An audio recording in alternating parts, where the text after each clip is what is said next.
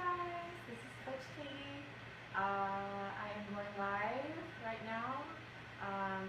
Gonna give it a minute and then get started. I have my notes here. Okay, so today we're going to talk about preparing for a special event. So for any of you who saw my post about this on the Facebook page, summer is coming. I know it doesn't feel like that for a lot of you guys who are in really cold areas right now, but now is actually a good time to start thinking about the spring, the summer, even like a fall event where you want to look and feel your best. So I'm talking about like weddings, beach vacations, a reunion, some kind of event where it's really important to you to look and feel the best you've ever felt, and that's why you're here with WAG. So I'm going to help you. So just as a little background, those of you who are my clients, you already know me. I come from a bodybuilding background, so I used to do competitions, and that was a little too extreme for me. But the one cool thing I took away from that is that it's nice to have a timeline, a deadline, something to keep your mind focused when you have like a really big goal. So with competitions, I always knew it was either like 12 or 16 weeks out, so it was relieving to know there was like a finite timeline, and I could work with my coach to decide, okay, here are the milestones and benchmarks that we want to achieve by a certain date. So you can actually do the same thing with WAG, so a little less extreme. So I have whiteboards, so I don't know if you're going to be able to see the words very well on the whiteboards, but oh well, it's a good guide for me anyway. I like to pretend I'm a teacher, so. All right, let's get started. I'm going to try to keep this short. So, okay. So the obvious first step when you have a big goal or event is deciding on what the outcome looks like for you. So I'm going to use a wedding as my main example during this presentation. So let's say your wedding is in November of this year, so November 2019. So step one is to decide what do you want to feel like in November 2019. So obviously what you want to look like plays a big part in that, because everybody, whether you're the bride or the groom, wants to feel amazing on their big day. So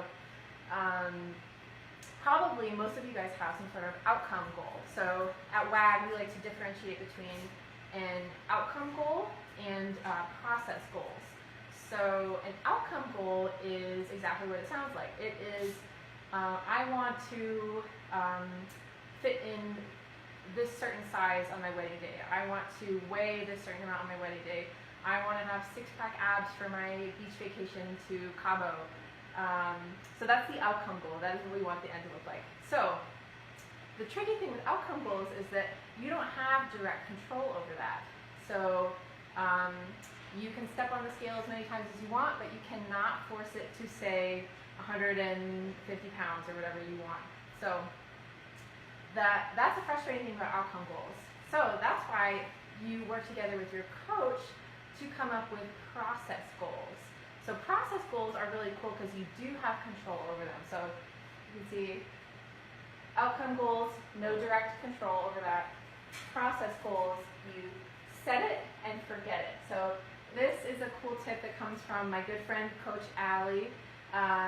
It's a nice little saying to remind you that the aim with a goal is to set the goal, set the big goal, and then come up with the processes you need to get there, and then do those processes and kind of let go of the big goal. So, which sounds weird because you're like, I want to be thinking about my goal weight, I want to be thinking about my six-pack, but since you don't have control over that, it can be kind of frustrating. So it feels a lot better and more empowering to say, okay, the things I do have control over are, I'm going to track my food every single day. I'm going to drink at least half my body weight in ounces per day. And these are the things that are going to add up over time to your outcome goal. So remind yourself, set it and forget it. So, and then the other part of goal setting is your why. So this is something you and your coach can talk about together. It's good to pause and reflect on your goal and ask yourself, why do I want to achieve that goal? One really good way of putting it, again from awesome coach Allie, is if you achieve that goal, what would that unlock for you? So what would it unlock that you don't have currently in your life? So it's kind of a deep question, but it's worth thinking about. So let's say you have your November wedding and you want to fit into a size 8 dress.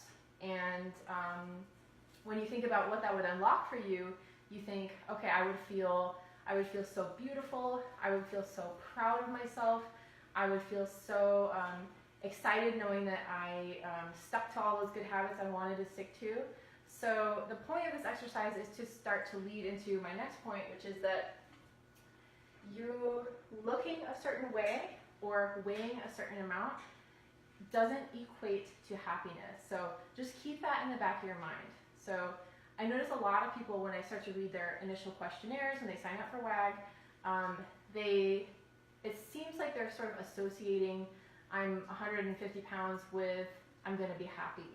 And you probably know intuitively that's not necessarily true. So happiness really does come from, one thing Adi often likes to say is integrity with yourself. So it is deciding you're going to stick to something and truly sticking with it. Like that feels really good. That is genuine happiness. So just keep that in mind. Okay. All right, so we've done all the goal setting, we've thought about our why. Now it's time to take practical action. So you already took the first step by signing up with WAG, which is wonderful. You have an amazing coach who cares about you so much. And now you're going to plan with your coach. So obviously you need to tell your coach about your event. Hopefully you've already done that. Also put it in your Seismic calendar. So I notice a lot of people don't even know that we have that feature. So if you go into Seismic and go to calendar, you can actually click on a date and then input a date. And it's cool because it will alert your coach about the upcoming event. So you can do this with like anything that's significant, a vacation, travel for work, some like dinner that you need to go out for and you're not sure what you're going to order. So utilize that calendar function. And then also communicate really clearly with your coach what your goals are. So if you want to be a size 8 by November, communicate that. Be as clear and honest as you can because your coach will do everything they can to make that happen, and or they will talk to you about what's realistic. So at WAG, we never want to do anything unhealthy or super extreme. We care about your health first and foremost. So if you wanted to lose 20 pounds in 2 weeks for a special event, your coach is probably going to have a conversation with you about the balance of like your health and well-being versus that outcome. So just get on the same page with your coach, and seriously, you cannot over communicate with them. They want to know all the details. So also give yourself enough time. So building on what I just said earlier, your coach may have told you for most dudes, for most average size guys, you can lose about 1 to 2 pounds of body fat a week. That's a very general rule. It doesn't apply to everybody. For women, it's like half a pound to 1 pound of body fat a week. So it's not that much, honestly. So if you kind of do some calculations, it can give you a reasonable idea of how much body fat you can lose if that is your goal. It's not the goal for everybody, I know. Okay, then you and your coach can design a plan. So I am a big planner, a big fan of plans. I think they keep you focused. So what I like to do with my clients personally is, a lot of the women I'm working with who are getting married know this. I like to talk about the big date and then sort of work backwards in like months or weeks to decide what are we going to be doing and what are we going to be focusing on at these specific times leading up to your big day. So, for example, I'll have one client, I won't use her name because I didn't ask her, but she's getting married this year, congratulations, and she signed up for WAG last year, which is really smart, in anticipation of her wedding, but I knew that if we tried to be in a calorie deficit, and she wants to get leaner for her wedding, so if we just stayed in a calorie deficit for all these next like 7 or 8 months to her wedding, she was going to be probably a little burnt out because we need to be honest that being in a calorie deficit can be stressful. So what we did was decide, okay, what are some times in the next several months where we can give you a little break? Just like press pause. For example, like your bachelorette party, we are not going to track for a couple days during your bachelorette party. That's a couple months in advance. So we've already decided to give her a break during that time. So what it does is gives you a little mental relief. You don't feel like you need to be dieting for the next like eternity and 8 months because that would be really hard. So let me make sure I'm covering all my points here. Yeah, got it. Okay. So anyway, so the point of that story is just to talk to your coach and work together one-on-one so you guys can make your customized, personalized plan for your big event. And yeah, okay. All right, on to my next little board, which you probably can't see anyway, but whatever. Okay, so now we talk about what makes preparation for your event different from just somebody who joins WAG because they want to live a longer life and be generally healthy, which is wonderful. When you have a specific event with a timeline, a little more precision and accuracy is necessary. So what do I mean by that?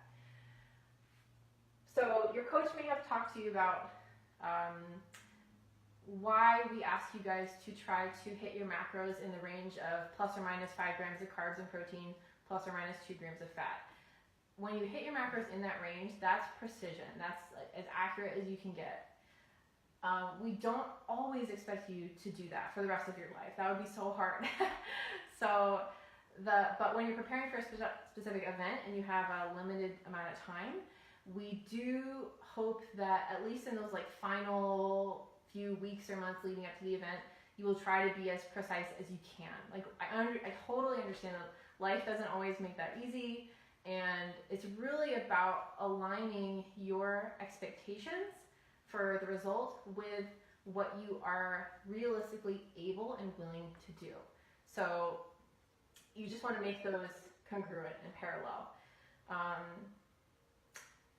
So let's talk about like practically what that means.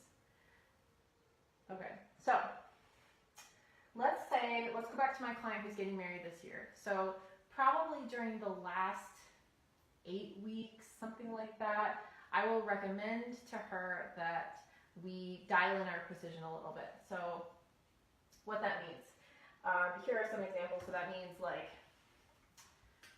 really accurately tracking your food. So you guys know that when you go into MyFitnessPal or whatever app you use, that you can pick a general entry that somebody else made and you don't know if it exactly matches your food, or you can create your own recipe and enter all the ingredients exactly. That's called precision. So the more accurate you can be, the better your data is that you're presenting to your coach, so they can look at everything and know exactly what to do to help you get results. Because that's what all of this is about, that your coach really wants to help you get results, but we need you to help us. Okay. Preparing your own food. So usually we recommend when people are preparing for a special event that you try to eat at home as much as you can. Just because restaurants, they're not trying to help you get in shape. Really. Like they cook stuff in oil or butter. You don't know exactly how much is in there. Even if you bring your food scale and weigh stuff out, you just don't know for sure. So throwing your macros and calories off can slow down your progress. So we recommend sticking to whole, unprocessed food as much as you can. For the same reason, it's just more accurate. If you're weighing out your apple on the food scale, that's pretty simple. If you are having a protein bar, you don't know if it's exactly matching up with the label with the macros. So sleep, this is a big one. During this time of your life, during your time preparing for an event, you want to take really good care of your body. And that means getting at least 7, hopefully 8 hours of sleep per night, hydrating, drinking a ton of water, we always talk about that. Reducing alcohol consumption if possible, just because, of course, like alcohol is totally fine to fit in your plan, but it doesn't. Its calories aren't really contributing to your overall long-term health. It doesn't have any nutrients or micronutrients. Yeah, so that's it. That's precision. So again, we do not expect you to live this way forever. That would be insanity. Even like bodybuilders, like I mentioned in the beginning, have an off season. So they're really, really strict. And then after the competition, they ease out of it. They take a time off. And we don't expect you guys to be crazy strict forever. So that leads to my final point, which is about you want to have a plan after your event. So obviously you're not going to continue with being super, super strict on your wedding day or during your beach vacation that you've been waiting all year for. So, and your coach totally understands that. They are human too. So you just want to talk to them about, okay, once we have made it past wedding day and I'm going to go on my honeymoon, or should I take a break from tracking? Should I loosely track? Should we bring my macros up a little bit closer to like maintenance level? So it's just a conversation to have with your coach and come up with a plan. So that is it. So that was 16 minutes. I wanted to keep it short, so hopefully that was good and entertaining for you. Yeah, so thank you for watching. That's all. Let me see if there's any questions.